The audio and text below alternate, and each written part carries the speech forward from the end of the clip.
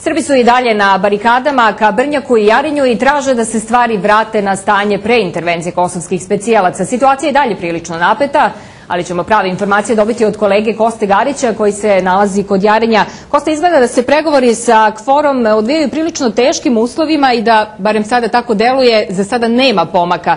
Koliko je rundi uopšte danas održano i koji su zahtevi i jedne i druge strane? Pregovori, kao što ste rekli, su u toku i oni se održavaju, možemo reći slobodno, baš u nekim rundama koje ovdje do duše traju po 15 minuta. Naime, nakon 15 minuta razgovora dolazi do konsultacije u kojima uglavnom komandant KFOR-a, general Biler, s telefonom razgovara s nekim, konsultuje se, pa se nakon toga pregovori dalje nastavljaju.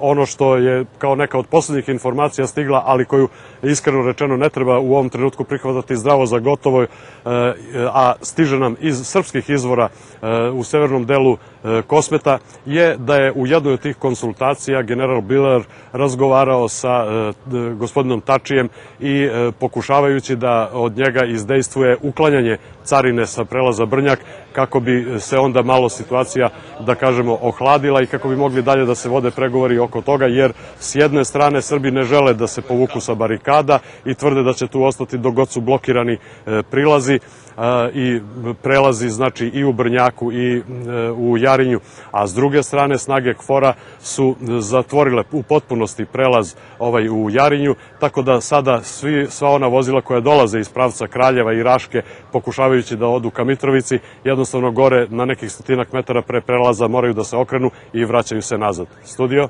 Kosta, vi ste sve vreme na terenu. Šta kažu okupljeni Srbi? Kako reaguju na poruke međunarodne zajednice da se rešenje mora tražiti u dijalogu između Beograda i Prištine?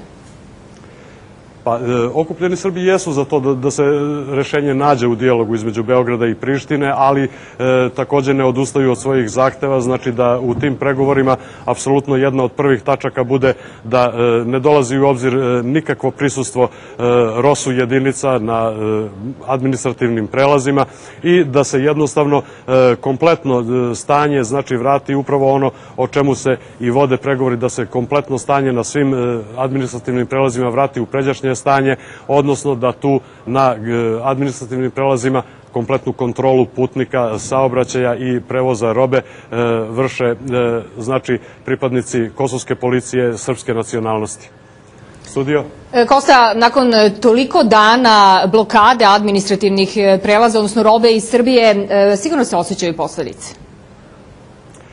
Pa za sad još to uvek nije primetno. Međutim, postoje strahovanja Srba na severu Kosova i Metohije da eventualno zbog toga može doći do lošijeg, pogotovo ako se nastavi ova blokada, znači sad praktično svih prelaza na severu Kosova i Metohije. Ako, kažem, bude nastavljena blokada od strane KFOR-a, da će snabdevanje životnim namirnicama, flaširanom vodom, što je jedna od stavki koja se na severnom delu Kosova i Metohije je vrlo bitna stavka, jer su česta isključenja i restrikcije vode, da može čak doći, možda malo preterano, ali i do ekološke katastrofe.